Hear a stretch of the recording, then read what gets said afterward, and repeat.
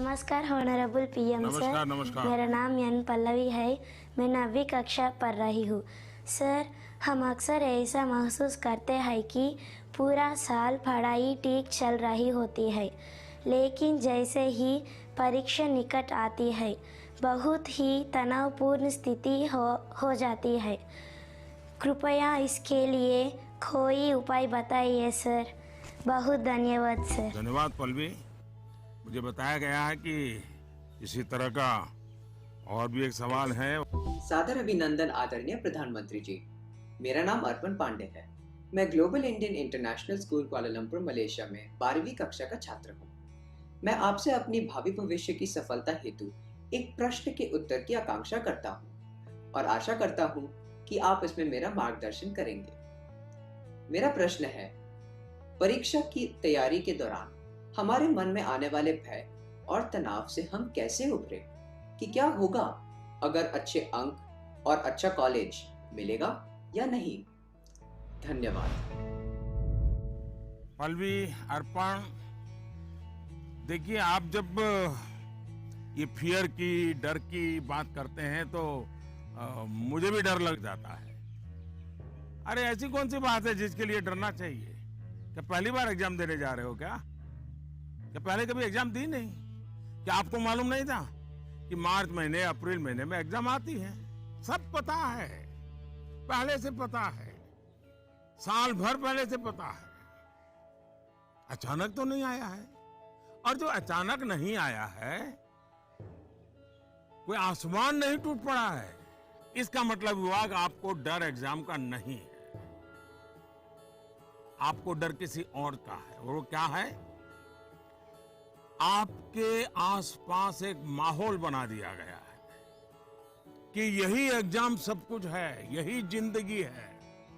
और इसके लिए पूरा सामाजिक वातावरण, कभी कभी स्कूल का वातावरण भी, कभी कभी माँ बाप भी, कभी अपने रिश्तेदार भी एक ऐसा माहौल बना देते हैं, ऐसी चर्चा करते हैं कि जैसे कोई बहुत बड़ी घटना से आपको गुजरना है, बहुत बड़े संकट से गुजरना है।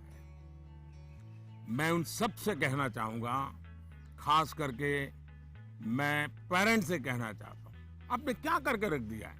मैं समझता हूं कि ये सबसे बड़ी गलती है। हम आवश्यकता से अधिक ओवर कॉन्शियस हो जाते हैं, हम थोड़े ज्यादा ही सोचने लग जाते हैं।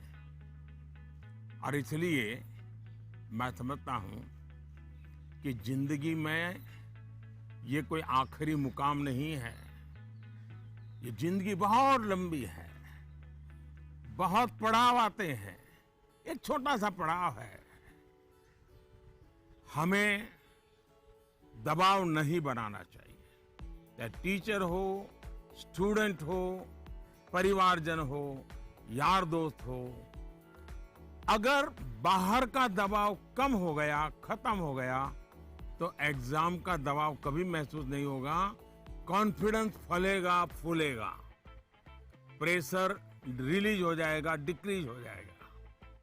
और बच्चों को घर में सहज, तनाव मुक्त जीना चाहिए। छोटी मोटी हल्की फुल्की बातें जो रोज करते थे वैसी करनी चाहिए।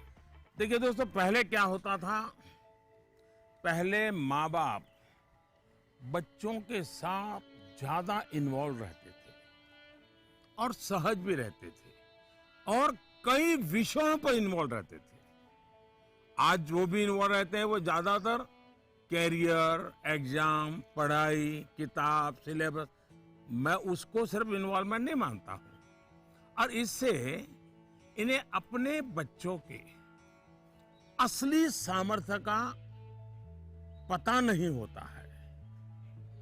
अगर माँ बाप ज्यादा इन्वॉल्व है तो बच्चों की रुचि, प्रकृति, प्रवृत्ति, इस सबको अच्छी तरह समझते हैं और जो कमियां हैं उन कमियों को समझ करके उसको भरने की कोशिश करते हैं। और उसके कारण बालक का कॉन्फिडेंस लेवल बढ़ता है, उसकी स्ट्रेंथ माँ बाप को पता है, उसकी वीकनेसेस माँ बाप को पता है।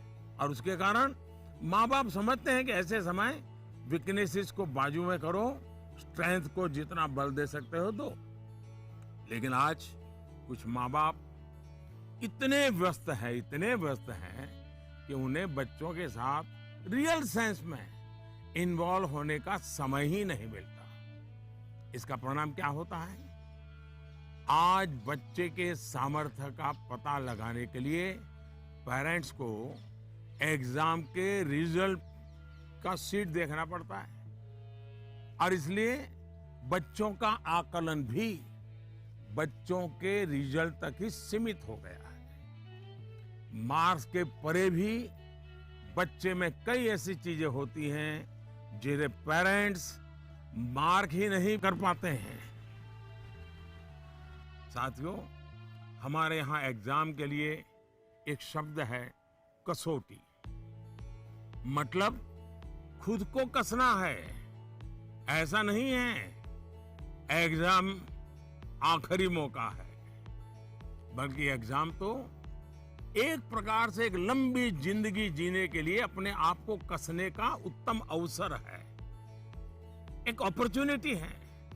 समस्या तब होती है जब हम एग्जाम को ही जैसे जीवन के सपनों का अंत मान लेते हैं, जीवन मरण का प्रश्न बना देते हैं।